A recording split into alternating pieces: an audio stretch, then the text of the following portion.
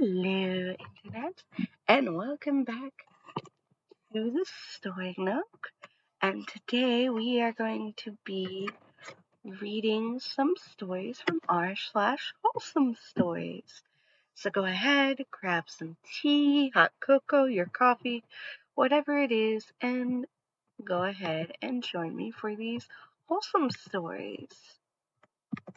Our first story is by Pink House 60017.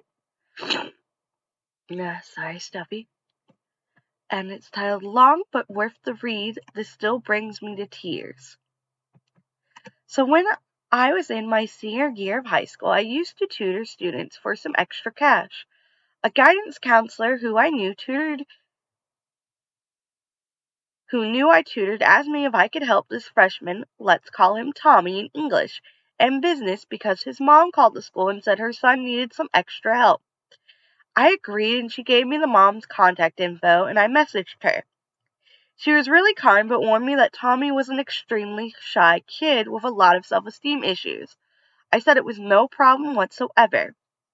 My first sessions with Tommy went well. He was honestly a pretty smart kid, but he doubted himself so much that it caused him to do poorly. He couldn't even make eye contact with me. Our sessions mainly consisted of me reassuring him he was on the right path and reviewing his work. I always saw him walking home alone, so I asked him if he knew my sister because she was in his grade, and he said he didn't talk to anyone and didn't have any friends. But I would always catch him staring at groups of freshmen walking by, talking and laughing, and it broke my heart. I was lucky enough to have a lot of really great friends in high school, so I had an idea. One day he met up with me at the library, which was also a common spot to hang out after school at my high school. And instead of grabbing a separate table for just the two of us, I went, Tommy, we're going to do something different today. My friends got us a table and we're going to go sit with them while I tutor you. He looked so scared, but he nodded his head. We sat down and I told my friends, hey everyone, this is Tommy. Tommy, this is Sarah, Dallas, Johnny, Greg, and Ronnie. And they all welcomed him so kindly. And Dallas and Johnny asked him a bunch of questions about himself. They were pretty well known at my school. And Sarah told him she loved his hair. You could see his eyes just light up, and when the freshmen in his class walked by that week, they all stared and asked how he knew all these seniors and how he got to sit with them. He looked so happy it made my heart melt.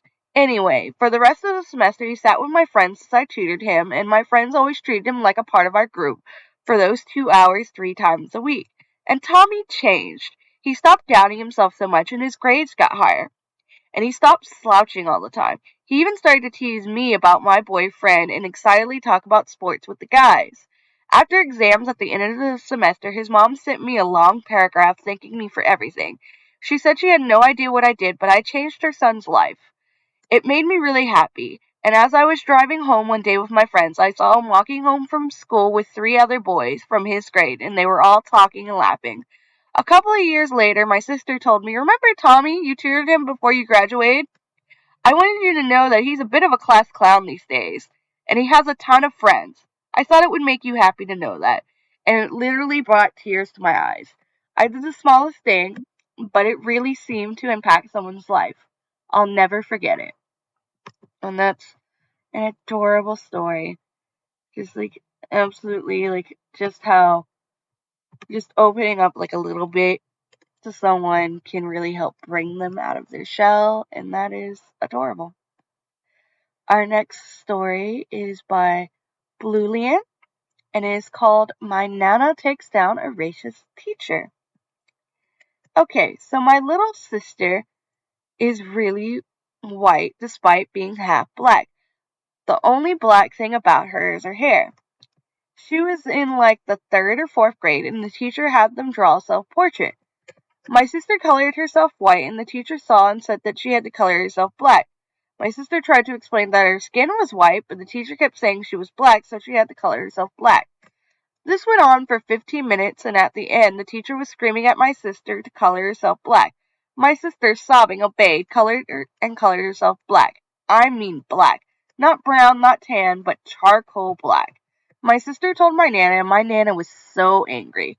My Nana is a teacher too, and you can imagine how this made her feel. But she actually had a meeting with all the teachers and principals a couple of days later. IEP things. She went to the meeting and brought my other sister, A, who's a lot darker than M, with her. M is the little sister. After all the hellos were said, the principal asked Nana if she had anything she'd like to say. My Nana said yes and stood up to her full 5 feet, looking directly into the teacher's eyes and said, I want you to explain to me why you thought it was appropriate to force a crying child to color herself black. The teacher went pale and tried to stutter excuses, but Nana wasn't having it. In a calm, cool voice, she tore that teacher apart. She even brought A into the mix, asking the teacher if she would force A to color herself black. The teacher said no, but my Nana asked why she made M do it when A is a lot darker than her. After 30 minutes, my Nana was done. The teacher was pale and silent. The principal was red and kept apologizing. My Nana sat down and calmly spent the rest of the time talking about IEPs for my sisters. I have more stories like this if you want. Nova, why are you biting me? I'm sorry, my cat is sitting next to me as I read, and he just decided to grab my hand and then do a little chomp on my fingers. I guess he wants my attention. You're a cute baby boy. This is pretty. Alright. Our next story is by Chamomile Brownies. The Gift of Kindness and Pizza. My BF and I have been going through hard times financially, particularly for the past 2 years because of my health. He got a little Facebook group of people where everyone involved is struggling in one way or another. I guess he was venting in the chat today, and one of the boys offered to buy us pizza and wings tonight for supper. We weren't really sure how we were going to get to his next payday food-wise, so that's definitely going to help a lot. It's always nice when people go above and beyond, and I'm definitely going to pay it forward when we're in a position to. Which is super nice that someone's just like, hey, you're struggling, I've got some extra money, let me buy you some pizza and wings for tonight so you have some food. And I think that's awesome. And our next post is by Danny Baleste, and it's called I Couldn't Get a Christmas Tree When I Was Little, which I think is very fitting because I'm reading this around Christmas time, and hopefully this episode will be up around Christmas time as well. It was Christmas, and I, as a 7-year-old, watched a lot of cartoons, and in Christmas time, they would show Christmas trees, so I really wanted one. We lived in a small apartment in Italy, and I wanted a Christmas tree really bad, but my parents said our apartment couldn't have one because it wouldn't fit. Came 2013 Christmas, and there were all the presents, and on top of it, a little miniature Christmas tree. My mom said, Look, we got a Christmas tree, just like you wanted. And 7-year-old me was full of happiness. Typing it up with a big tree next to me right now. Happy holidays and many Christmas trees to you. And I think that's like precious. Like they couldn't have one as a kid, but like their parents still went out of their way and got them a tiny, tiny little miniature Christmas tree just to like make their child happy for Christmas. And I think that's absolutely sweet. And I have to get up and get ready for my full-time job at a warehouse. So I'm going to leave this episode here. It's going to be a lot shorter, but I'm sure you'll all appreciate the nice, sweet, wholesome stories, especially after the entitled Beans episodes that have come out before this. So I wish you all a Merry Christmas. Stay safe. Have a happy other holidays. I don't know what other holidays anyone might be celebrating at the moment, but hopefully they go well. You all stay happy and healthy. And I will see you in the next episode. And yeah, I am still petting the cat. I should not be. But he's so cute. Bye bye.